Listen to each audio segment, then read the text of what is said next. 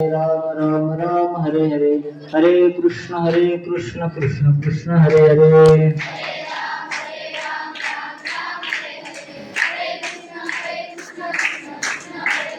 हरे राम राम राम हरे हरे, हरे कृष्ण कृष्ण कृष्ण हरे हरे।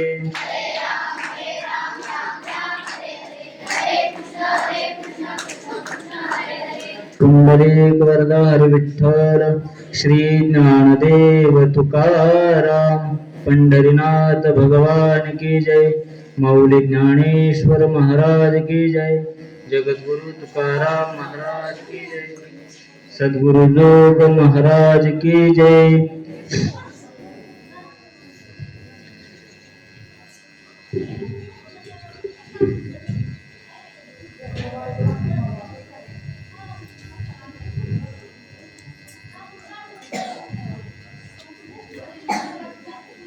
अहिंसा सत्यम क्रोधस त्याग शांती रपैषुणम, दया भूतेश्व लोलुप्त्वम मार्दवम ह्रीर चापलम, समचरण सरोजम सांद्र नीलांबुदाभम, जगननीत पानिम मंडनम मंडनानाम, तरुण तुलसीमालां कंधरं कंजनेत्रं, सदय धवलहासं विठ्ठलं चिन्तयामि, अलंकापुरी रम्य सिंहासनस्थं, पदाम्भोज तेजस्फुरदिक्प्रदेशम्, विधीन्द्रादिदेवैः सदा स्तूयमानम्, समाधिस्थमूर्तिं भजे ज्ञानदेवम्। ॐ नमो ज्ञानेश्वरा, करुणाकरा दयाळा, तुमचा अनुग्रह लाधलो, पावन झालो चराचरी, जयांचे केलिया स्मरण, होय सकळ विद्यांचे अधिकरण, तेची बंधू श्री चरण श्री गुरूंचे, ते नमस्कारून आता हृदय हे आपुले, चौफाळून या भले, वरी बैसव पावले श्री गुरूंची, आता भिनव वाग्विलासिनी, जे चातुर्यार्थ कला कामिनी, ते शारदा विश्वमोहिनी नमिली मिया, संपाद्य ज्ञानंच विधाय भक्तिं, विलोकितोयेन समाधिराजहा, वैराग्यवंतं सुविचारयुक्तं, नमामि जोगं शिरसा गुरुंतम्। अहिंसा सत्यम क्रोधस त्याग शांती रपैषुणम, दया भूतेश्व लोलुप्त्वम मार्दवम ह्रीर चापलम। प्रस्तुत प्रवचनरूपी सेवेकरता निवडलेला श्लोक हा गीता या ग्रंथातील 16व्या अध्यायातील दुसऱ्या क्रमांकाचा श्लोक आहे। या श्लोकामध्ये भगवान दैवी संपत्तीचा विचार करतात। खर तर भगवान परमात्म्याने अर्जुनाला दैवी संपत्तीचा विचार करत असताना 26 दैवी संपत्ती सांगितली। त्यामध्ये काही दैवी संपत्तीचा विचार आपण संभाजी महाराज, भूषण महाराज महापुरुष असतील, तुकोबराय यांच्या मुखातून आपण काही दैवी संपत्तीचा विचार बघितलाय आणि माझ्या वाट्याला आलेले आहेत ते 4 दैवी संपत्ती। त्याच्यामध्ये सत्य, क्रोध, त्याग आणि शांती या 4 संपत्तीचा विचार आपल्याला आज बघायचा आहे। या संपत्तीचा विचार, दैवी संपत्तीचा विचार करण्यापूर्वी थोडक्यात परिहार द्यायचा तो असा की सालाबाद प्रमाणे आपल्या या काळेवाडी गावामध्ये, श्री क्षेत्र काळेवाडी गावामध्ये दरवर्षी आपण बाल संस्कार शिबिराचं आयोजन करत असतो। त्याच्यामध्ये आपलं हे जवळजवळ 10वं वर्ष आहे. म्हणजे तपपूर्तीकडे आपली वाटचाल आहे. आणि या 10व्या वर्षामध्ये पदार्पण करत असताना जगाच्या पाठीवरती हे एकमेव शिबिर असं आहे की निशुल्क शिबिर या ठिकाणी आपण गुरुवर्य काकांच्या माध्यमातून, नवनाथ महाराजांच्या माध्यमातून हे शिबिर भरवलं जाते. जगाच्या पाठीवर असं एकमेव शिबिर आहे. आमच्या नाशिक जिल्ह्यामध्ये अनेक ठिकाणी शिबिर आहेत. रोज पत्रिका बघतो आम्ही शिबिराच्या. प्रत्येक भागामध्ये, प्रत्येक काही गावांमध्ये शिबिर आहेत. प्रत्येक शिबिरामध्ये प्रत्येकी मुलाकडून 1000 रुपये, 1500 रुपये, 2000, 2,500, नवे 5,000 पर्यंत रक्कम घेतली जाते. पण कुठलाही स्वार्थ न बाळगता, कुठलाही नफ्याचा विचार न करता, फक्त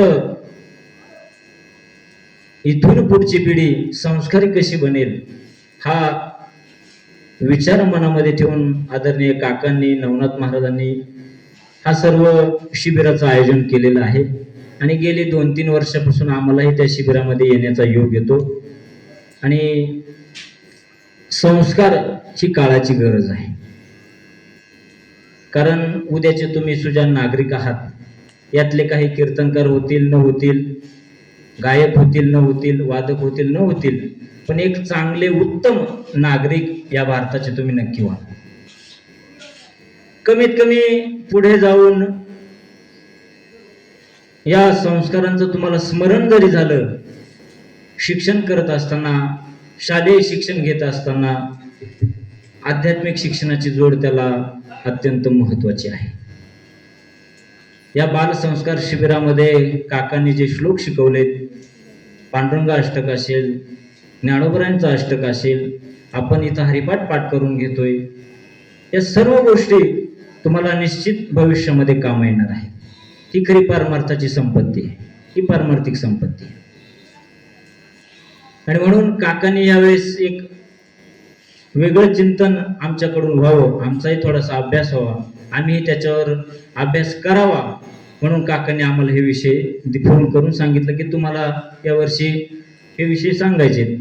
काकांचा फोन आला, म्हणे सत्य, अक्रोध, त्याग, शांती याच्यावर बोला. म्हटलं काही अडचण नाही काका, तुम्ही सांगितलंय म्हणजे तुमचा आशीर्वाद आमच्या पाठीशी नक्कीच आहे. म्हणून यावर्षी काकांनी दैवी संपत्ती हा विषय पूर्ण शिबिरामध्ये प्रत्येक वक्त्याला दिलाय. दैवी संपत्ती म्हणजे सात्विक गुण. भगवान परमात्म्याला प्राप्त करून घ्यायचं असेल, भगवान परमात्म्याला प्राप्त करून घ्यायचं असेल तर या दैवी संपत्तीचा विचार, ही दैवी संपत्ती जे गुण आहेत हे आपल्यामध्ये असणं अत्यंत गरजेचं आहे. म्हणून हा विचार आपण या शिबिरामध्ये मांडतोय. याच्यातला उद्या कोणी एखादा मोठा नेताही होऊ शकतो. सामाजिक कार्य करत असताना, अध्यात्माचं कार्य करत असताना एखादा महाराज होईल, कीर्तनकार होईल, एखादा गायक होईल, वादक होईल. हा शुद्ध हेतू मनामध्ये ठेवून हे बालसंस्काराचं आयोजन आहे. खरं तर काळेवाडीकर ग्रामस्थांचं फार मोठं सहकार्य या शिबिराकरता आहे. का? यांनी जर अन्नदान नाही दिलं तर मला वाटत नाही आपलं शिबिर होईल म्हणून. नाही होणार. एवढे पोरं सांभाळायचे, जेव घालायचे, नाश्ता, आपल्याच्यानं एवढं शक्य नाही. काळेवाडी ग्रामस्थांचं, परिसरातील पंचक्रोशीतील लोकांचं आपल्याला सहकार्य आहे, अन्नदान आहे, नाश्ता, जेवण ते आणतातही, करतातही त्यांच्या पद्धतीने. आपण त्यांचा 1 रुपयाही घेत नाही. स्वयंपाक बाजारही तुम्हीच करा आणि स्वयंपाकही तुम्हीच करा, म्हणजे हिशोबाचा कुठला विषयच नाही. अशा पद्धतीने आपलं हे बालसंस्कार शिबिर आहे. त्याच्यामध्ये आपल्याला हे दैवी संपत्तीचा विचार बघायचा आहे. पहिली संपत्ती माझ्या वाट्याला आली ती सत्य. परमार्थाची साधना करत असताना परमार्थाची पहिली पायरी कुठली असेल ते सत्य. शास्त्रकार सांगतात सत्य मोदक. माणसाने जीवनामध्ये सत्य बोललं पाहिजे. कितीही अडचणीमध्ये असो माणसाने सत्य बोललं पाहिजे, प्रिय बोललं पाहिजे. सत्य मोदक, प्रियम ब्रूयात. माणसानं गोड बोललं पाहिजे. ज्ञानोबराय म्हणतात साच आणि मवाळ. साच म्हणजे खरं बोललं पाहिजे. साच आणि मवाळ मितुले आणि रसाळ शब्द जैसे कल्लोळ अमृताचे. माणसानं खरं बोललं पाहिजे. नुसतं खरं बोललं नाही पाहिजे, तर गोड बोललं पाहिजे, मधुर बोललं पाहिजे. ऐसी बानी बोलिये मन का पाथोय, ऐसी जगह बैठिये कोई ना बोले उठ. माणसानं असं बोलावं तर समोरचा माणूस फक्त ऐकतच राहिला पाहिजे. आपण अशा जागेवर बसावं आपल्याला कोणी उठ म्हटलं नाही पाहिजे. म्हणून मानवी जीवन जगत असताना सत्याला फार किंमत आहे.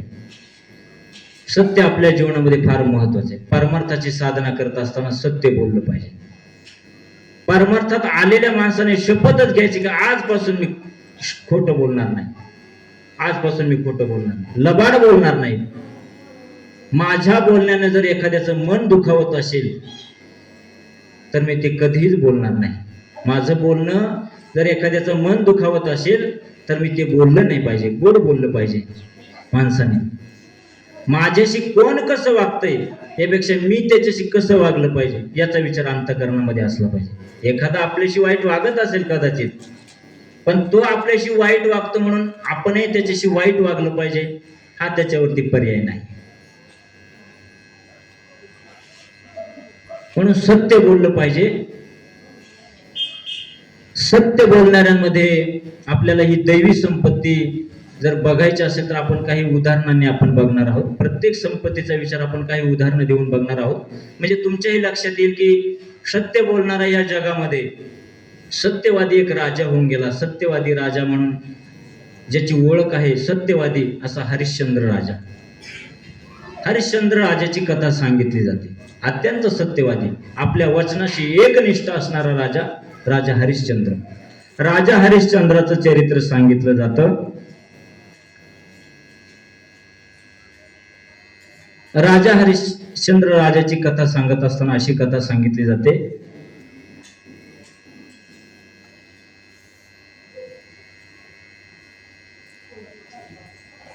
वचनाला सुद्धा न मागे फिरणारा, त्यांचे गुरु असणारे वशिष्ठ ऋषी, त्या हरिश्चंद्र राजाच्या पत्नीचं नाव राणी तारावती आणि मुलाचं नाव रोहिताश्व किंवा रोहित असं नाव त्या राजा हरिश्चंद्राच्या मुलाचं.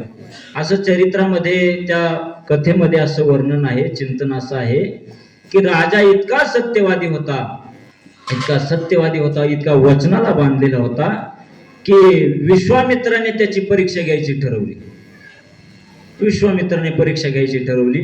त्यांना अडचण एकच होती की वशिष्ठ ऋषी काय म्हणतील की काय, पण परीक्षा तर घ्यायची हरिश्चंद्राची. राजा किती सत्यवादी आहे, वचनाला किती बांधलेला आहे हे बघण्याकरता त्याची परीक्षा घ्यायची ठरली. म्हणून परीक्षा घेण्याकरता विश्वामित्राने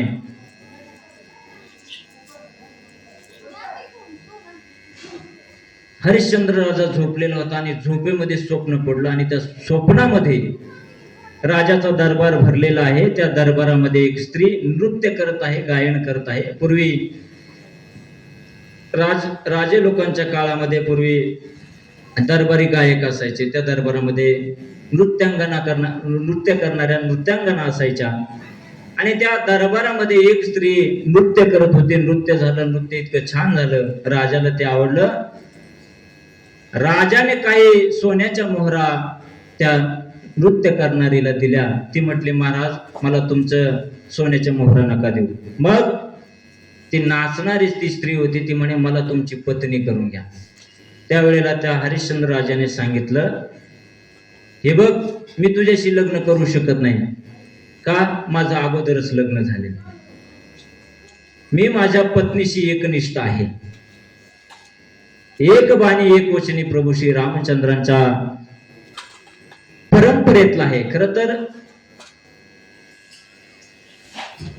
राजा हरिश्चंद्राने सांगितल्यानंतर ती म्हटली, तुम्ही मला जर तुमची पत्नी करून घेत नसाल तर तुमचं अख्खं राज्य मला द्या.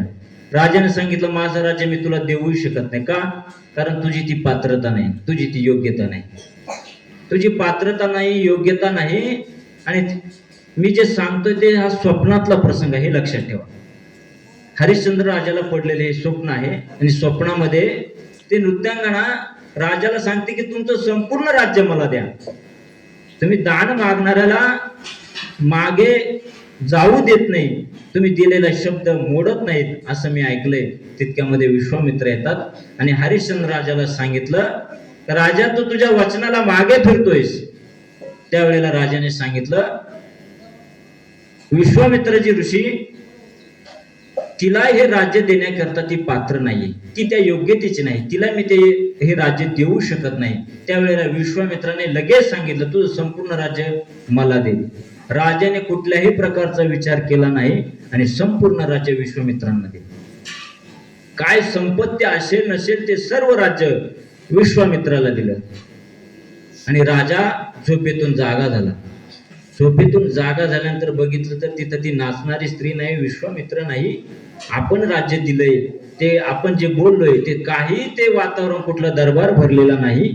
राजा झोपेतून उठला, पण स्वप्नामध्ये वचन दिलं होतं विश्वामित्राला की संपूर्ण राज्य तुम्हाला. झोपेतून उठल्यानंतर आपल्या पत्नीला सांगितलं, तारामतीला सांगितलं, तारामती, रोहिताला आपल्या मुलाला घे आणि तू तुझ्या माहेराला निघून जा, मी वनवासामध्ये जाणार. आता आपल्याकडे राज्य नाही, कुठली संपत्ती नाही, आपल्याकडे काही शिल्लक नाही.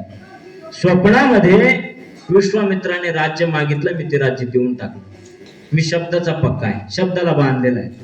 मग ते स्वप्नामध्ये जरी बोललो असलो तरी मी शब्दाचा बांधलेला आहे. त्या तारामतीने सांगितलं, मी तुम्हाला सोडून कुठेही जाणार नाही, तुम्ही जिकडे जाल मी तिकडे जाईल. आणि वनवासाला जाण्याकरता ती तारामती सुद्धा राजाच्या सोबत निघाली, तयार झाली वनवासाला जाण्याकरता. तारामती वनवासाला जाण्याकरता तयार झाली. आपल्या मुलाला रोहिताश्व अर्थात रोहितला घेऊन वनवासाला निघाले. विश्वामित्र भेटले. राजा, तू म्हणतोस की मी शब्दाचा पक्का आहे, तुम्हाला राज्य दिलं स्वप्नात, ते राज्य मी, राजा म्हणाला मी ते राज्य तुम्हाला दिलंय. पण विश्वामित्र म्हणले, राज्य दिलंस पण दक्षिणा कुठं दिलीस मला? प्रधानाला सांगितलं की 1000 सोन्याच्या मोहरा विश्वामित्रांना द्या. विश्वामित्र म्हटले, आता तुझी संपत्ती सर्व माझी झाली, तू त्याला सांगू शकत नाही, तू तुझ्याकडून मला सुवर्णाच्या मोहरा दे 1000. त्यावेळेला राजाने सांगितलं, विश्वामित्रजी मला 1 महिन्याची वेळ द्या, मी कुठेही काहीही करून तुम्हाला 1000 सुवर्णाच्या मोहरा तुमच्यापर्यंत आणून देईल. आणि मग हरिश्चंद्र राजा, तारामती, रोहिताश्व हे निघाले. त्यांनी 28 दिवस 29 दिवस इकडं तिकडं जमवाजमव करून काम करून त्या 1000 सुवर्णाच्या मोहरा जमा केल्या. 29व्या दिवशी त्या जमा केलेल्या 1000 सोन्याच्या मोहरा घेऊन ते एका पिशवीमध्ये ठेवल्या आणि संध्याकाळी झोपले. आणि त्याच रात्रीला त्या घरामध्ये चोरी झाली, त्या आपल्या झोपडीमध्ये चोरी झाली आणि त्या चोराने 1000च्या 1000 मोहरा घेऊन गेला आणि त्याच्यामध्ये त्या पिशवीमध्ये दगड टाकले. आता राजाला मात्र आपण 1000 सुवर्णाच्या मोहरा आणल्यात, आपण आपले शब्द पूर्ण करतोय, आपण शब्दाचा पक्का हो. आणि म्हणून सकाळ झाली आणि विश्वामित्रांकडे गेले, ती पिशवी दिली. विश्वामित्राने बघितलं याच्यात तर दगड आहेत. दगड बघितल्यानंतर विश्वामित्राला राग आला, राजा तू शब्दाचा पक्का नाहीस. लोक म्हणायचे, तुझी ख्याती खूप ऐकली होती की हा हरिश्चंद्र राजा सत्यवादी आहे, शब्दाचा पक्का आहे, पण तू सत्यवादी दिसत नाही आणि शब्दाचा पक्काही दिसत नाही. तो 1000 मोहरा मला देणार होतास पण दिल्या नाहीस. मग हरिश्चंद्र राजाने सांगितलं, महाराज मला क्षमा करा, रात्री आमच्या घरामध्ये चोरी झाली, बहुतेक त्यांनी हे कृत्य केलं असावं, पण मला संध्याकाळची वेळ द्या, संध्याकाळपर्यंत वेळ द्या, मी तुम्हाला 1000 मोहरांची जमवाजमव करून देतो. आणि त्यावेळेला काशी क्षेत्रामध्ये गेले. काशी क्षेत्रामध्ये गेल्यानंतर हरिश्चंद्र राजाने आपली पत्नी, आपल्या मुलाला, आपल्या पत्नीला 500 सुवर्णाच्या मोहरांमध्ये एका ब्राह्मणाच्या घरी दासी म्हणून ठेवलं, म्हणजे अर्थात विकलं.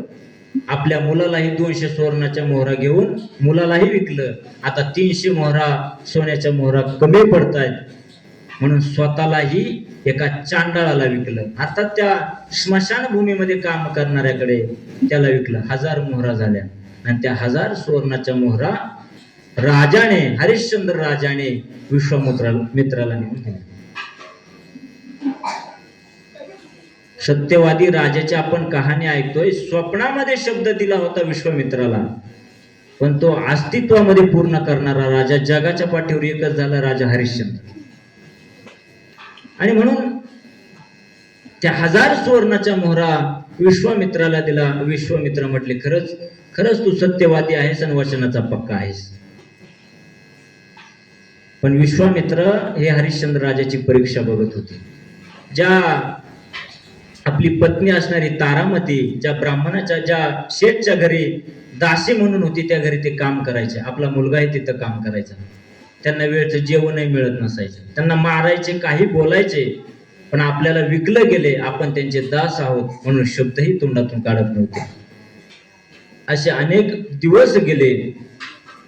शेठजीने सांगितलं होतं रोहिताश्वाला की बागेतून फुलं तोडून आण. फुलं तोडण्याकरता गेलेला रोहिताश्व, त्याला सर्पदंशाने तो मृत्यू पावला. मृत्यू पावल्यानंतर आपली आई असणारी तारामती, तिला माहिती झाल्यानंतर ती खूप ओक्साबोक्षी रडू लागली आणि त्याला घेऊन त्याचा अंत्यसंस्कार करण्याकरता ज्या वेळेला स्मशानभूमीकडे गेली, स्मशानभूमीमध्ये गेली, पण स्मशानभूमीमध्ये असणारा त्या तारामतीचा नवरा असतात हरिश्चंद्र राजा, तिथं तो विकला गेलेला होता, तिथं दास होता. तिथं चांडाळाने जे काम सांगितलं ते करावं लागत होतं. आपल्या मुलाला घेऊन आलेली ती तारामती, तारामतीला त्या राजाने ओळखलं नाही, तारामतीनेही ओळखलं नाही. ओळखलं नसल्यामुळे तिथं गेले आणि बराच वेळ त्या तारामतीने सांगितलं की माझ्या मुलाचा अंत्यविधी करायचा आहे. तिथं असणाऱ्या त्या हरिश्चंद्र राजाने बराच वेळ बघितलं. त्यांनी सांगितलं, मी यांचा अंत्यविधी करेल, पण तुम्हाला मला पैसे द्यावे लागतील, मला काहीतरी सुवर्णाच्या मोहरा द्यावं लागतील, काहीतरी कर द्यावा लागेल, त्याशिवाय याचा अंत्यविधी होणार नाही. नंतर बघितल्यानंतर लक्षात आलं की आपली पत्नी आहे आणि आपला मुलगा आहे. तरीही शब्दाचा पक्का होता, शब्दाचा पक्का होता. काहीतरी दिल्याशिवाय मी याचा अंत्यविधी करणार नाही असं सांगितलं जातं. का त्या तारामतीने आपल्या साडीचा कपडा फाडून दिला त्या राजाला, अर्थात हरिश्चंद्राला. तेव्हा मग हरिश्चंद्र राजाने आपल्या मुलाचा अंत्यविधी त्या ठिकाणी पूर्ण केला. आणि मग त्यावेळेला सर्व भगवान विष्णू त्या ठिकाणी आले, नारद आले, विश्वामित्रही त्या ठिकाणी आले. आणि त्या ठिकाणी आल्यानंतर राजाला सांगितलं, राजा, विश्वामित्राला तुझी परीक्षा बघायची होती, त्या परीक्षेमध्ये तू पास झाला. लोक म्हणायचे, आम्ही तुझी ख्याती ऐकली होती की सत्यवादी राजा म्हणून हरिश्चंद्राचं नाव ऐकलं होतं, वचनाला पक्का असणारा राजा हरिश्चंद्र राजा, त्याचं आम्ही नाव ऐकलं होतं. पण परीक्षा घेतल्यानंतर खरंच कळलं की हा राजा किती सत्यवादी आहे आणि वचनाला किती बांधलेला आहे.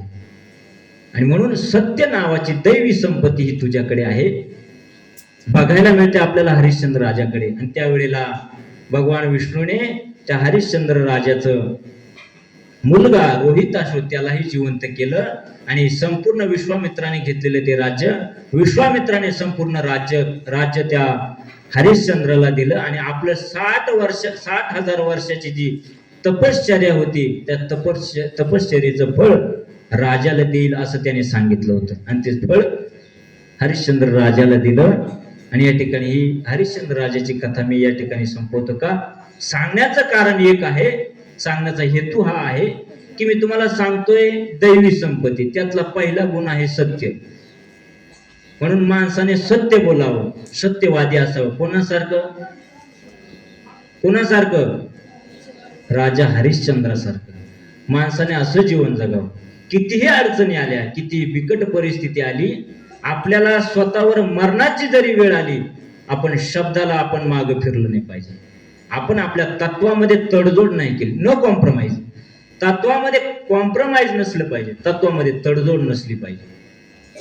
वारकरी संप्रदाय आपल्याला जे तत्व शिकवतात, जी तत्व प्रणाली आपल्याला देतात, शिकवतात, आपल्याला परंपरेने जी तत्व प्रणाली आली, आपण त्याच्यामध्ये तडजोड करत नाही. वारकरी शिक्षण संस्थेमध्ये जी परंपरा आहे त्याच्यात आपण कधी तडजोड करत नाही आणि केली पण नाही पाहिजे. पण पहिली जी दैवी संपत्ती सांगितली आहे ती सत्य. दुसरी जी दैवी संपत्ती आहे ती अक्रोध. अक्रोध म्हणजे आपल्यावरती अपकार करणाऱ्यावरती सुद्धा क्रोध म्हणजे अर्थात त्याच्यावरती न रागावणे, त्याला म्हणायचं अक्रोध. ही दैवी संपत्ती सांगत असताना आपल्याला संतांकडे त्याचा विचार बघता येईल की ही खरं तर सर्व दैवी संपत्ती आपल्याला संतांकडे बघता येईल. ज्ञानोबरायदी, तुकोबरायदी सकल संतांकडे आपल्याला हे गुण बघता येतील. खर तर ज्ञानोबरायांच्या जीवनातला जर विचार बघितला, अपकार्यावरतीही कधी न रागावणारे माझे ज्ञानोबर आहे. अपकार्यावरती आधी करून सकल संत या अवच्छेदकाने तुम्ही सगळ्या संतांकडे हा दैवी गुण लावू शकता, अक्रोध.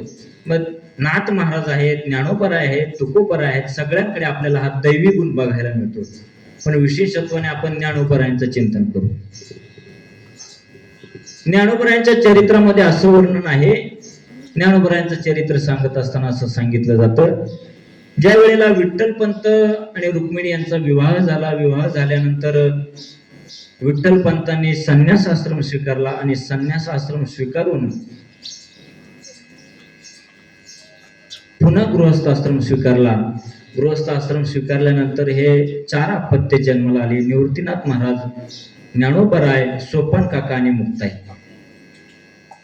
पण गृहस्थ आश्रमातून संन्यास आश्रम स्वीकारला आणि संन्यास आश्रमातून पुन्हा गृहस्थ आश्रम स्वीकारला म्हणून त्या मुलांचा छळ होऊ लागला. त्यांना संन्यासाची कार्टी म्हणून समाजामध्ये हिणवू लागलं. म्हणून शुद्धीपत्र आणण्याकरता ज्या वेळेला विठ्ठलपंत पैठणला गेले, पैठणला जाऊन आल्यानंतर पैठणवरती गेले शुद्धीपत्र आणण्याकरता. पैठणवरला जाऊन शुद्धीपत्र घेतलं आणि शुद्धीपत्र घेऊन आल्यानंतर आळंदीला आले. सिद्ध बेटामध्ये गेले, रुक्मिणी मातेच्या समोर गेले. रुक्मिणी मातेने विचारलं, का हो आणलं का हो शुद्धीपत्र? दिलं का त्या पैठणच्या ब्राह्मणांनी शुद्धीपत्र आपल्या मुलांना? दिलं का हो? आता आपल्या मुलांचा छळ तर होणार नाही ना? त्यावेळेला जड अंतकरणाने विठ्ठलपंतांनी सांगितलं, नाही होणार, छळ नाही होणार. डोळ्यामध्ये अश्रू आहे पण ते दुःखाचे आहेत. रुक्मिणी मातेच्या डोळ्यात अश्रू आहेत पण ते आनंदाचे आहेत की आपल्या मुलांना आता भविष्यात त्रास होणार नाही, त्यांचा छळ होणार नाही, त्यांना कोणी हिणवणार नाही. मला ते शुद्धीपत्र दाखवा. विठ्ठलपंत म्हटले, नाही, अगोदर आपण सिद्धेश्वराच्या मंदिरात जाऊ, सिद्धेश्वरापुढे ते शुद्धीपत्र ठेवू आणि मग तुला मी दाखवतो. शुद्धीपत्र घेऊन सिद्धेश्वराच्या मंदिरात गेले. सिद्धेश्वराच्या मंदिरात गेल्यानंतर सिद्धेश्वराचं दर्शन घेण्याकरता रुक्मिणी माता समोर गेली. रुक्मिणी मातेने सिद्धेश्वराचं दर्शन घेतलं आणि मनात म्हणू लागले, सिद्धेश्वरा, बरं झालं शुद्धीपत्र दिलं पैठणच्या ब्राह्मणांनी, आता आमच्या मुलांचा छळ होणार नाही. पण त्या शुद्धीपत्रामध्ये लिहिलं होतं, पत्रात लिहिलं होतं की तुमच्या मुलांना शुद्धीपत्र जर पाहिजे असेल तर तुम्हाला देहांत प्रायश्चित्त करावं लागेल. हे रुक्मिणी मातेला माहिती नव्हतं. रुक्मिणी मातेने दर्शन घेतलं, बाहेर गेली. जड पावलाने त्या ठिकाणी विठ्ठलपंत ज्या वेळेला सिद्धेश्वराच्या मंदिरामध्ये गेले, मंदिरात गेल्यानंतर दर्शनाकरता खाली वाकले तर आपल्या डोळ्यातल्या अश्रूंनी त्या सिद्धेश्वराचा अभिषेक केला. सिद्धेश्वरा, भगवंता, आता इथून पुढे माझ्या 4ही मुलांची जबाबदारी तुझ्यावर आहे, चांगला सांभाळ कर, त्यांच्यावरती लक्ष ठेव. दर्शन घेतलं आणि जास्त वेळ बाहेर का येत नाही म्हणून रुक्मिणी मातेने बघितलं, कानोसा घेतला, ऐकलं. शेवटचं वाक्य असं ऐकलं की सिद्धेश्वरा, माझ्या मुलांवरती लक्ष ठेव. हे वाक्य ऐकलं. विठ्ठलपंत बाहेर आले. बाहेर आल्यानंतर रुक्मिणी मातेने विचारलं, का हो तुम्ही असं का म्हटले की माझ्या मुलांवरती लक्ष ठेवू? का म्हटले? मला ते शुद्धीपत्र दाखवा अगोदर.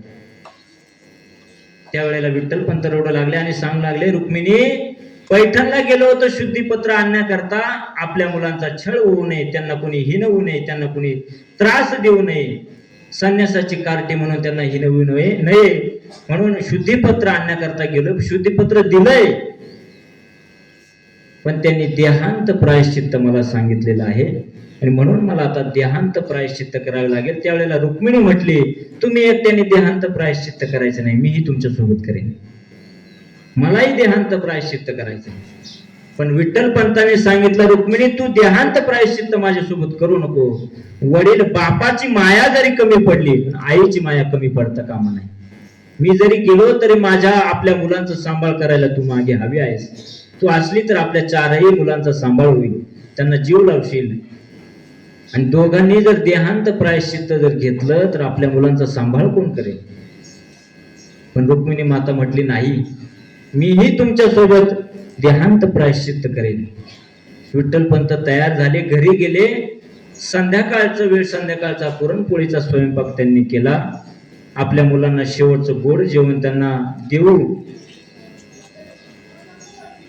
रुक्मिणी मातेच्या डोळ्यामध्ये अश्रू होते. स्वयंपाक झाला, दोघही बसले जेवणाकरता. मुक्ताईला बोलवलं, सोपन काकाला बोलवलं, दोघांनीहीच निवृत्तीनाथांना बोलवलं, ज्ञानोबाला बोलवलं. मुक्ताई एका बाजूच्या मांडीवरती बसली, सोपान काका एका मांडीवरती बसलेले आहेत, ज्ञानोबाराय आहेत, निवृत्तीनाथ दादा आहेत. दोघांनाही बोलवलं. पुरणपोळीचा घास घेतला आणि मुक्ताईच्या तोंडामध्ये भरवत असताना डोळ्यामध्ये अश्रू आले, रडू लागले. रुक्मिणी मातेच्या डोळ्यामध्ये अश्रू आहेत. ज्ञानोबरायांना कळलं. ज्ञानोबराय म्हणू लागले, बाबा तुम्ही रडता का? आई तू रडते का? तुझ्या डोळ्यामध्ये अश्रू का आहे? विठ्ठल पंतांना विचारलं, बाबा तुमच्या डोळ्यामध्ये अश्रू का आहेत?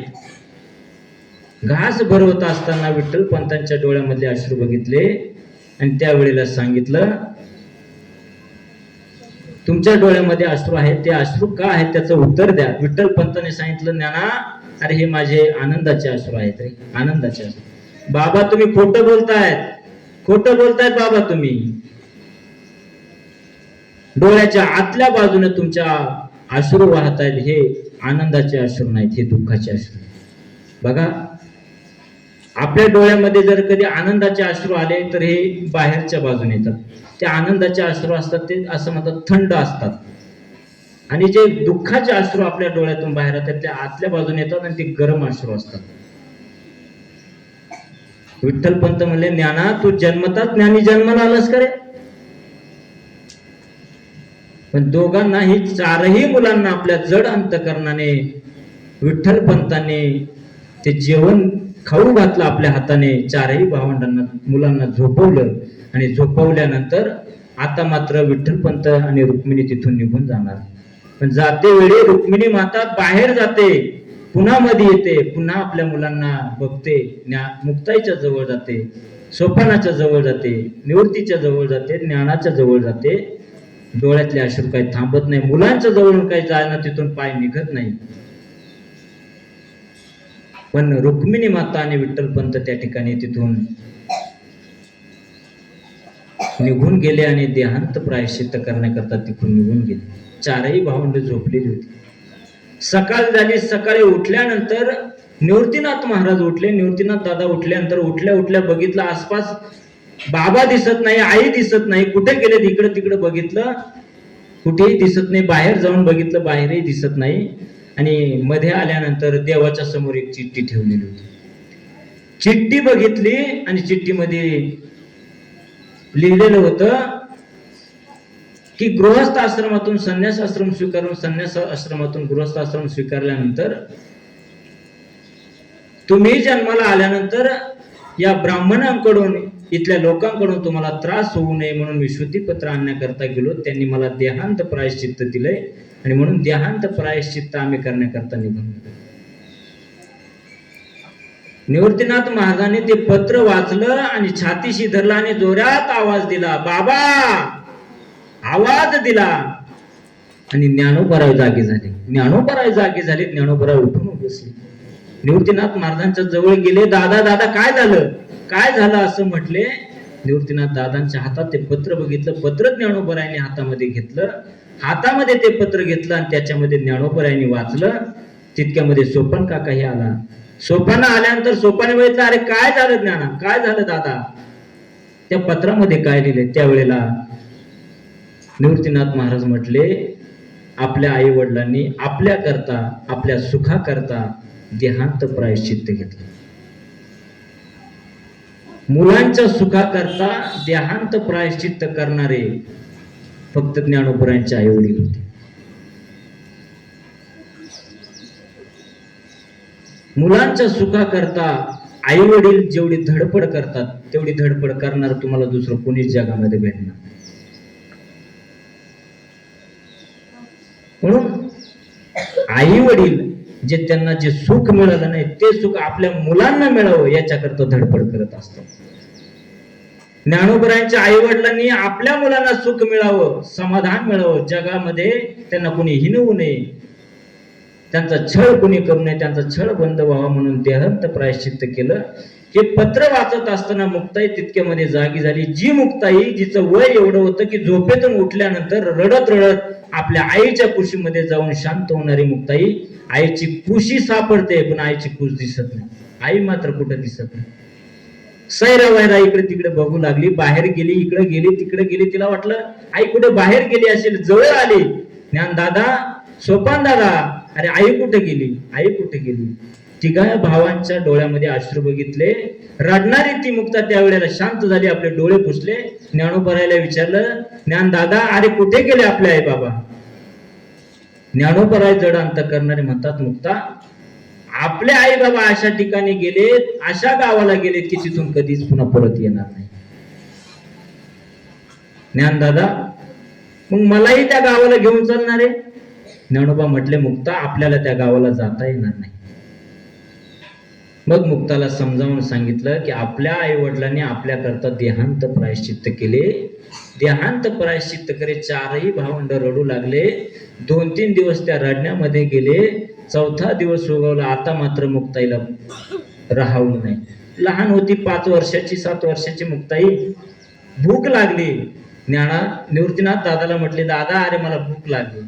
भूक लागली असं म्हटलं की निवृत्तीनाथ दादा झोळी घेतली आणि भिक्षा मागण्याकरता निघाल. ज्ञानोबराय म्हटले, दादा थांब, तू एकटा जाऊ नकोस, मी येतो तुझ्यासोबत. झोळी घेतली आणि दोघही भावंड भिक्षा मागण्याकरता आळंदीमध्ये गेले. आळंदीमध्ये गेल्यानंतर त्यांना बघितल्यानंतर संन्यासाची कार्टी म्हणून त्यांना हिणवू लागले. काही सद्ग्रस्तांनी, काही माता माऊलीने त्यांना मधुकरी दिली. पीठ दिलं होतं, त्या झोळीमध्ये पीठ टाकलेलं होतं. ती घेतलं आणि पुन्हा पुढे गेले. पुढच्या दारामध्ये गेले, म्हणू लागले, मधुकरी.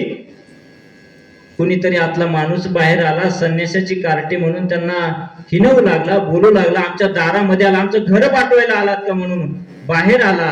आणि त्या झोळीमध्ये असणारं पीठ, ती झोळी टराटरा फाडली आणि ते पीठ सुद्धा खाली सांडून दिलं. निवृत्तीनाथ दादा, ज्ञानोबराय रडू लागले. निवृत्तीनाथ दादांचा हात घट्ट धरला आणि निवृत्तीनाथ दादा म्हणू लागले, अच्छा, तुम्ही सांडवलेलं पीठ हे त्या मातीत सांडवलेलं पीठ हे वरचं घ्यायचे बहुतेक, वरचं घ्यायचंय बहुतेक. म्हणलं की त्या माणसाने पुन्हा आला आणि ते पीठ जे मातीवरती सांडलेलं ते पुन्हा मातीमध्ये मिसळलं. एवढा त्रास माझ्या ज्ञानोबरायांना झाला, निवृत्तीनाथ दादांना झाला, सोपान काकाला झाला, तरीही तोंडातून ब शब्द निघाला नाही. याला म्हणायचं अक्रोध. अपकार्यावरतीही क्रोध न करणारे माझे ज्ञानोबराय होते. अपकार्यावरतीही क्रोध न करणारे माझे ज्ञानोबराय होते. म्हणून ही दैवी संपत्ती आपल्याला संतांकडे बघायला मिळते. पहिली संपत्ती कुठली सांगितली? सत्य. आपण त्याच्याबद्दल उदाहरण बघितलं, ते कुठल्या राजाचं बघितलं? हरिश्चंद्र राजाचं. दुसरी संपत्ती मी तुम्हाला सांगितली कुठली? अक्रोध. अक्रोध म्हणजे राग न येणे. आपल्याला कुणी कितीही त्रास दिला तरी आपण शांत राहायचं, कोणावरती रागवायचं नाही. ही एक संपत्ती आहे. दैवी संपत्तीमध्ये, मुख्य संपत्तीमध्ये सत्य ही मुख्य संपत्ती मानली जाते. अक्रोध ही सुद्धा दैवी संपत्ती सांगितलेली. म्हणून मानवी जीवन जगत असताना अक्रोध, आपल्यावरती आपल्याला जर कोणी रागावून बोललं तर आपण शांत राहिलं पाहिजे. आपण शांत राहिलं पाहिजे, आपण कोणावरती रागवलं नाही पाहिजे. म्हणून मानवी जीवन जगत असताना या संपत्तीचा विचार फक्त ऐकण्यापुरता करायचा नाही, आपल्या जीवनामध्ये ते आत्मसात करायचे, आचरणात आणायचे. आपल्याला जर कोणी रागवत असेल आणि ते जर आपल्या हिताचं असेल तर आपण थांबलं पाहिजे. आपले गुरुवारी आपल्याला रागवतायत, मारतायत, कशा करता? आपलं हित व्हावं याच्या करता. म्हणून अक्रोध ही दैवी संपत्ती आपल्याकडे असली पाहिजे. तिसरी संपत्ती सांगितली ती त्याग.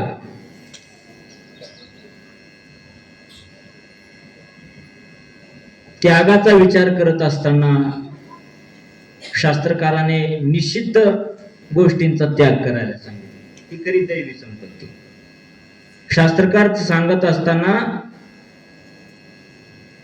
दैवी संपत्ती सांगत असताना, त्याग सांगत असताना त्यागामध्ये निषिद्ध कर्माचा अर्थात निषिद्धाचा त्याग करायचा आहे, अधर्माचा त्याग करायचा आहे, अहंकाराचा त्याग करायचा आहे. खरं तर अहंकाराचा त्याग होणं काही एवढं सोपं नाही, पण अहंकाराचा त्याग सुद्धा आपल्याला करता आला पाहिजे.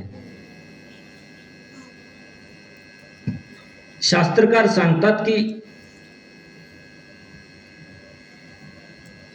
त्याग तरी ऐसा करा अहंकार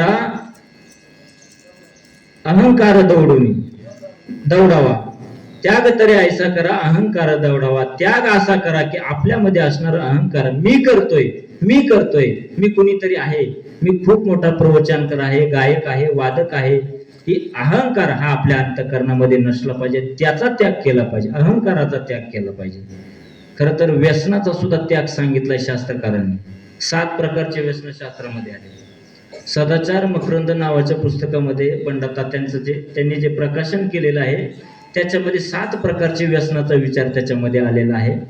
पहिला विचार सांगितलाय, तो श्लोक असा सांगितलाय, द्यूतंच मासंच मदिराच वेश्या मृगयार्थ चौर्य परदार सेवा एताने सप्त व्यसनाने लोके घोराति घोरम नरकम नयंती. हे 7 प्रकारचे जे व्यसन सांगितलेले आहेत ते घोरातल्या घोर अशा नरकामध्ये नेणारे ही 7 व्यसन आहेत. पहिलं व्यसन आहे द्यूत म्हणजे जुगार खेळणं. पहिलं व्यसन सांगितलंय. खर तर जीवनामध्ये हे तुमच्या करता हा व्यसन, आपल्या आयुष्यामध्ये व्यसनापासून खूप दूर राहायचं. सध्या व्यसनाधीन झालेला समाज आपल्याला आपण रोज बघतो, पण या पिढीला, आताच्या पिढीला व्यसनाधीन झालेला आम्हाला बघायचं नाही. हे बाल संस्कार शिबिर त्यांच्या करता. म्हणून पहिलं जे द्यूत सांगितले म्हणजे जुगार खेळणं. दुसरं सांगितलंय द्यूतंच मांसंच, मांस खाणं हे सुद्धा व्यसन सांगितलं. मांस खाणं हे सुद्धा व्यसन सांगितले. मांस खाता हौस करी जोडून वैरी ठेविला. तो आपण जर आपल्या हौस करता मांस खाणार असो तर जोडून वैरी ठेविला. तो आपली काही गैर नाही, म्हणून मांस सुद्धा खाल्लं नाही पाहिजे. द्यूतंच मांसांच मदिराच्या वेशा, मदिरा म्हणजे दारू पिणे, हे सुद्धा व्यसन सांगितले. आणि वेश्या गमन हे सुद्धा व्यसन सांगितलंय. आणि मृगयार्थ चौर्य, मृगया म्हणजे शिकार करणे, हे सुद्धा व्यसन सांगितले. पुन्हा अर्थचौर्य, पैशाची दुसऱ्याची चोरी करणं, याला सुद्धा व्यसन म्हटलेलं आहे, अर्थचौर्य. परदार सेवा म्हणजे आपलं लग्न झालेले, आपली पत्नी घरी असताना सुद्धा आपण दुसऱ्याच्या पत्नीकडे वाईट नजरेने बघणं, हे सुद्धा व्यसन आहे. म्हणून या 7 व्यसनापासून आपण दूर राहिलं पाहिजे. या 7 व्यसनांचा आपण त्याग केला पाहिजे. आणि म्हणून असा त्याग करत असताना, जी दैवी संपत्ती सांगत असताना, त्यागाबद्दल संत वाङ्मयामध्ये हे अनेक उदाहरणं आपल्याला बघता येतील. ही तिसरी संपत्ती आहे ती त्यागाची. म्हणून आपल्या जीवनामध्ये त्यागही आपल्याला करता आला पाहिजे. ही दैवी संपत्ती आहे. पुढे सांगितले शांती, त्यागा शांतीरनंतरम. त्यागाशिवाय शांती नाही, त्यागाशिवाय शांती नाही. खरं तर तुकोबाराय म्हणतात की योग्याची संपदा त्याग आणि शांती. योग्याची म्हणजे योगी शब्दाचा अर्थ पारमार्थिक असा घ्यायचा. पारमार्थिकाची संपत्ती, संपदा म्हणजे संपत्ती, त्याग आणि शांती आहे. योग्याची जर खरी संपत्ती कुठली असेल तर ती त्याग आणि शांती. म्हणून त्याग आपल्या जीवनामध्ये असणं गरजेचं आहे. आणि शांतीचा विचार जर करायचा ठरला तर शांती ही संपत्ती जर कोणाकडे आपल्याला बघायला मिळत असेल तर ती नाथ महाराजांकडे. नाथ महाराजांकडे शांती किती शांती होती नाथ महाराजांकडे त्याचा विचार मी तुम्हाला सांगतो. पैठणमध्ये राहत असताना नाथ महाराज आणि त्या काळामध्ये एका कोणा मनुष्याला आपल्या मुलाचं मौजे बंधन करायचं होतं आणि मौजे बंधन करायचं होतं, पण आपल्या मुलाचं मौजे बंधन करण्याकरता खिशात मात्र दमडी नव्हती, रुपया नव्हता. कोणीतरी सांगितलं, तुला जर तुझ्या मुलाचं मौजे बंधन करायचं असेल तर शांतीब्रह्म एकनाथ महाराज आहेत पैठणमध्ये, त्यांच्याकडे जा, ते तुला पैसे देतील, 200 रुपये त्याला मौजे बंधनाकरता लागत होते. मग ते तुला 200 रुपये देतील तुझ्या मुलाचं मौजे बंधन करण्याकरता. मौजे बंधन करण्याकरता देतील म्हटल्यानंतर तो सद्ग्रस्त तिथून निघाला, पैठणमध्ये आला. नाथ महाराजांच्या घराकडे जाणारा जो रस्ता होता तिथे चौक होता, चौकामध्ये काही लोक बसलेले होते त्या वाट्यावरती. काय त्या वाट्याचं नाव? प्रत्येक गावामध्ये एक वाटा असतो जिथं सर्व गावाचे धुणधुली जातात. कुचरवाटा, हा बरोबर, नानाने सांगितलं कुचरवाटा. आणि त्या कुचरवाट्यावरती गावातले काही कुचर लोक बसलेले होते. त्यांनी बघितलं की हा माणूस कोणीतरी येतोय, आपण त्याची मजा घेतली पाहिजे. त्याला जवळ बोलवलं, का हो कुठे निघालात? त्याने सांगितलं, माझ्या मुलाचं मौजे बंधन करायचंय, 200 रुपयाची मला गरज आहे. कोणीतरी मला सांगितलं की कुणी नाथ महाराज आहे, एकनाथ महाराज, ते तुम्हाला 200 रुपये देतील. आणि मग ते टवाळ कुचर लोक बसलेले होते. मग त्यांनी सांगितलं, त्यांच्या डोक्यामध्ये होतं की नाथ महाराजांना राग आणायचा. ते स्वतःला शांतीब्रह्म म्हणून घेतात ना, त्यांना आपण राग आणायचा. म्हणून त्या सद्ग्रस्ताला सांगितलं, आम्ही तुला 200 नाही 500 रुपये देतो, फक्त तू नाथ महाराजांच्या घरी गेल्यानंतर नाथ महाराजांना राग येईल असं वागायचं. त्यांना राग आला, तुला 200च्या ऐवजी आम्ही 500 रुपये देतो. त्याला म्हटलं, चांगलंय, कोणाला राग आणणं काही एवढं अवघड नाही. जवळ गेलं, एखाद्याच्या कानपाटात जर मारली तर तो शांत राहील का? साहिल, चैतन्यानं जर तुझ्या गालात मारले, तू शांत बसशील का? परत त्याला देशील का नाही गालात? देशील का नाही? देशील. मग राग येणं काही एवढं अवघड नाही. आपण एखाद्याने आरे केलं तर दुसरा कार्य करायला तयार असतो. म्हणजे राग, एखाद्याला राग आणणं एवढं काही अवघड नाही. नाथ महाराजांच्या घराकडे गेला, चप्पल पायामध्ये होती, नाथ महाराजांची पूजा चालू होती. आता त्याला वाटलं नाथ महाराजांना राग आणायचा, मग चप्पल तरी कशाला काढायची. आणि नाथ महाराज सोहळ्यामध्ये पूजा करत होते आणि सोहळ्यामध्ये असणाऱ्याला लय लवकर राग येतो. त्याला नुसतं असं शिवायला जरी म्हणलं, जवळ येऊ देत नाही, शिव सुद्धा देत नाही सोहळ्यामध्ये असणारे. आणि मग चप्पल घालून तसाच देवघरामध्ये गेला. त्याला वाटलं आता चप्पल घालून देवघरामध्ये गेलो, सोहळ्यात असणाऱ्या नाथ महाराजांना राग येईल. पण नाथ महाराजांच्या मुखातून उद्गार बाहेर पडले, अहो तुमचं माझ्यावर इतकं प्रेम आहे, तुम्हाला मला भेटण्याची इतकी तळमळ आहे, माझ्यावरती इतकं प्रेम आहे की तुम्हाला चप्पल काढायची सुद्धा शुद्ध राहिली नाही. या या या या ते आपल्या घरात, देवघरात तर लांबच राहिलं, आपल्या घरात जरी चप्पल घालून कोणी आलं, बाहेर चप्पल, बाहेर काढा चप्पल, घरात नका आणू. नाथ महाराज म्हटले, या या या या तुम्हाला माझ्यावरती तुमचं इतकं प्रेम आहे की चप्पल काढायचं सुद्धा तुम्हाला भान राहिलं नाही. त्या सद्ग्रस्ताला वाटलं, चप्पल घालून मी देवघरात आलोय तरी नाथ महाराजांना राग येत नाही, आता राग आणण्याकरता करायचं काय? त्या ठिकाणी गिरजा माता होती आणि नाथ महाराज म्हटले, आता तुम्ही काय करा, आलेच आहात ना, तर आता आंघोळ वगैरे करा आणि जेवणाकरता बसून घ्या. त्याला वाटलं आता नाथ महाराजांच्या जवळ जाऊन चप्पल घालून गेलो तरी त्यांना राग आला नाही. पण ज्या वेळेला एखाद्याला राग जरी येत नसला, पण एखाद्या वेळेस जर आपण त्याच्या कुटुंबाकडे जर गेलो, कुटुंबाबद्दल काही जर बोललो, तर त्याला राग येत असतो. येतो की नाही? येईल तुम्हाला असं. म्हणून त्याला वाटलं आता नाथ महाराजांना काही राग येत नाही, मग आपण गिरजा मातेकडे जाऊ. आणि तो गृहस्थ असणारा गेला आणि गिरजा मातेच्या पाठीवरती बसला. नाथ महाराज म्हणू लागले, गिरजा सांभाळ बर का, पोरग पडेल खाली. बघा किती शांती असेल नाथ महाराजांकडे. उगाच त्यांना शांती ब्रह्म म्हटलं जात नव्हतं. एखादं जर आपल्या बायकोच्या जवळ जरी गेलं तर आपण दांडू घेऊन त्याच्या मागे लावलो. पण नाथ महाराजांची शांती बघा. गिरजाई म्हटली मला सुद्धा सवय आहे ना श्रीखंड्याला घ्यायची. हा हरिपंडिताला मलाही त्यांना घ्यायची सवय आहे हा, त्यामुळे मी काय पडू देणार नाही, काळजी करू नका. पुन्हा खाली उतरवलं. खाली उतरवल्यानंतर तसंच ग्रस्त रडू लागला. आता आपले काही 200 रुपये मिळणार नाही. रडू लागला. नाथ महाराजांनी विचारलं का हो रडायला काय झालं, रडायला काय झालं. त्यावेळेला त्यांनी सांगितलं की बाहेर त्या वाट्यावरती बसलेले लोक होते, त्यांनी मला सांगितलं की तुम्ही नाथ महाराजांना फक्त राग आणून दाखवा. त्यांच्या शांती ब्रह्म स्वतःला म्हणून घेतात, त्यांना फक्त राग आणून दाखवा. तुम्हाला 200 रुपये पाहिजे, तुम्हाला 500 रुपये देऊ. माझे 200 रुपये उडाले, 500 तर लांबच राहिले. हा सर्व प्रसंग कशा करता सांगितला मी? नाथ महाराजांची शांती सांगितली.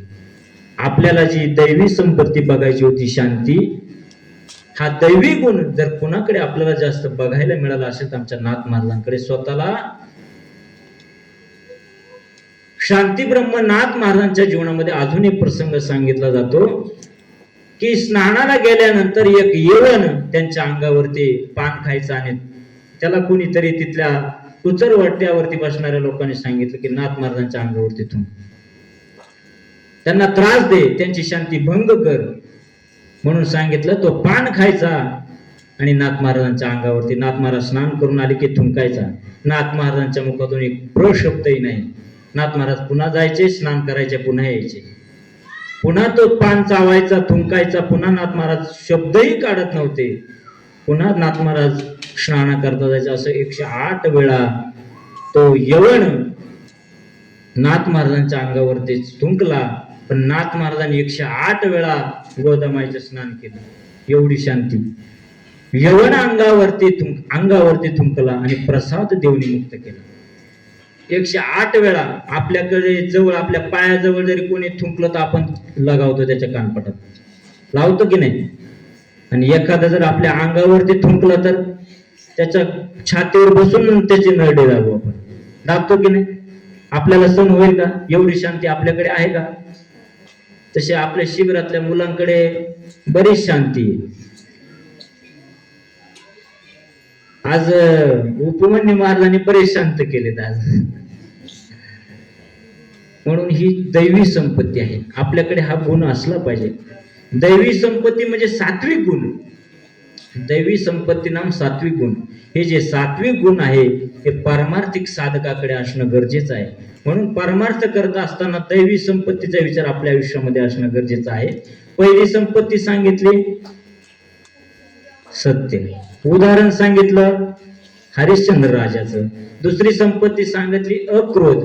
अक्रोध म्हणजे राग नाही येणं, ही सुद्धा दैवी संपत्ती आहे. याचाही विचार आपण आपल्या जीवनामध्ये केला पाहिजे. अक्रोधाबद्दल मी उदाहरण सांगितलं. कोणाचं? ज्ञानोबरायांचं. ज्ञानोबरायांना किती त्रास झाला. आपकार्यावरती उपकार करणारे, क्रोध न करणारे माझे ज्ञानोबराय. ज्ञानेश्वरी झाल्यानंतर एवढा त्रास समाजाने दिला, पण त्या समाजाचं भलं व्हावं, चांगलं व्हावं. जे खळांची व्यंकटी सांडो, जे खळ आहेत त्यांचा वाकडेपणा जावं म्हणणारे असे ज्ञानोबर आहे. अपकार्यावरती क्रोध न करणारे माझे ज्ञानोबर आहे. त्यांचं उदाहरण सांगितलं. त्यागाबद्दल बोललो. त्यागही आपल्या जीवनात महत्वाचा आहे. त्याग कशाचा केला पाहिजे? व्यसनाचा त्याग केला पाहिजे, अधर्माचा त्याग केला पाहिजे, निषिद्ध गोष्टीचा त्याग केला पाहिजे, खोटेपणाचा त्याग केला पाहिजे, अहंकाराचा त्याग केला पाहिजे. आपण याचा विचार बघितला. आणि शेवटी आपण एक शेवटची शांती नावाची संपत्ती माझ्या प्रवचनामध्ये आलेली, माझ्या वाट्याला आलेली ही जी 11व्या क्रमांकाची संपत्ती आहे ती शांती.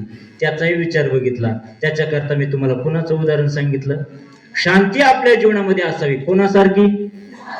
एकनाथ महाराजांसारखी असावी. म्हणून चारही दैवी संपत्तीचा विचार मी आपल्या समोर मांडला. तुमच्या लक्षात राहण्याकरता काही संत वाङ्मयातले पुरावे सांगितले. या दैवी संपत्तीचा आणखी वेगळा अर्थ निश्चित असेल. या संपत्तीचा आणखी खोलवर चिंतनही आहेत. पण माझ्या बुद्धीला जेवढं पटलं, स्फुरलं, मला जेवढं सुचलं, जेवढं सद्गुरूंच्या सानिध्यात राहून श्रवण केलंय, त्यांच्या मुखातून जे ऐकलंय ते आपल्या समोर मी मांडण्याचा प्रयत्न केला. झालेली सेवा भगवान परमात्म्याच्या चरणी, विश्वमाऊली ज्ञानोबा यांच्या चरणी माझ्या मातेच्या चरणी ज्यांच्याकडे राहिलो शिकलो माझे गुरुवर्य परमपूजनीय गाथामूर्ती रामभाऊजी महाराज राऊत, ज्यांच्या कृपा छत्राखाली आम्ही राहिलो, ज्यांच्याकडे बघून आमची परमार्थाची वाटचाल आहे, गुरुवर्य वैराग्यमूर्ती देवराम बाबा गायकवाड, तसेच ज्यांचं निष्काम सेवा आहे, खरं तर हे वाखाणण्याजोगं आहे. आम्ही संप्रदायामध्ये जीवन जगत असताना वारकरी संप्रदायामध्ये काही आमच्या जीवनामध्ये आम्ही ज्यांच्याकडे बघून काही आचरण करत असतो, आमच्या परमार्थाची वाटचाल करत असतो. त्यामध्ये आमचे गुरुवर्य काकासाहेब महाराज आहेत, काका महाराज पाहणे. खरं तर काकांचं मी त्यांच्याबद्दल वर्णन माझ्यासारखं करू शकत नाही, कारण माझी तेवढी योग्यता नाही. पण आताच्या काळामध्ये 2 वर्ष सर्व कीर्तन सोडून एक धर्माचं कार्य, धर्माची पताका हातामध्ये घेऊन 2 वर्ष प्रत्येक गावामध्ये महिनाभर थांबून तिथल्या मुलांना संस्कार लावण्याचं काम, गीता शिकवण्याचं काम, मृदंग शिकवण्याचं काम, चाली शिकवण्याचं काम गुरुवर्य काका महाराज करतात. ही खरं तर खूप मोठी आपल्या गावाकरता खूप मोठी जमेची बाब आहे. संप्रदायामध्ये अशी महात्म्य पुन्हा आपल्याला मिळणार नाही. म्हणून काका महाराज जोपर्यंत आपल्याला हे बाल संस्कार शिबिर घेता येतो, तोपर्यंत त्या शिबिराचा फायदा घ्या मुलांनो. अशी महात्म्य तुम्हाला बघायला मिळणार नाही, निष्काम सेवा करणारे. म्हणून या सर्व महात्म्यांच्या चरणी ही माझी सेवा समर्पित करून सद्गुरु जोग महाराजांच्या चरणी सेवा समर्पित करतो. आदरणीय नवनाथ महाराज आहेत, प्रवीण महाराज आहे, उपमन्यू महाराज आहेत, संभाजी महाराज आहेत, ही सर्व आमचे तुकोबर आहेत. सर्वांच्या चरणी, सर्व गुरुबंधूंच्या चरणी सेवा समर्पित करतो. आणि जाता जाता एकच शेवटचं सांगतो की जीवनात कधी कुणाचा द्वेष करू नका, कुणाचा कधी मत्सर करू नका. माझ्या पुढे जातोस काय, माझा हजर देखील ही भावना अंतःकरणामध्ये ठेवू नका. भगवंताने आपल्याला जे दिलंय तो भगवंताचा प्रसाद म्हणून स्वीकार करा. आपल्याला जे करावं लागतंय ती भगवंताची सेवा म्हणून करा. जीवनात कधीच कुठल्या गोष्टीचं दुःख होणार नाही आणि कुठलीच गोष्ट कधी कमी पडणार नाही. म्हणून पुन्हा एकदा तुम्हा सर्वांच्या चरणी ही सेवा समर्पित करतो आणि माझ्या सेवेला या ठिकाणी पूर्ण विराम.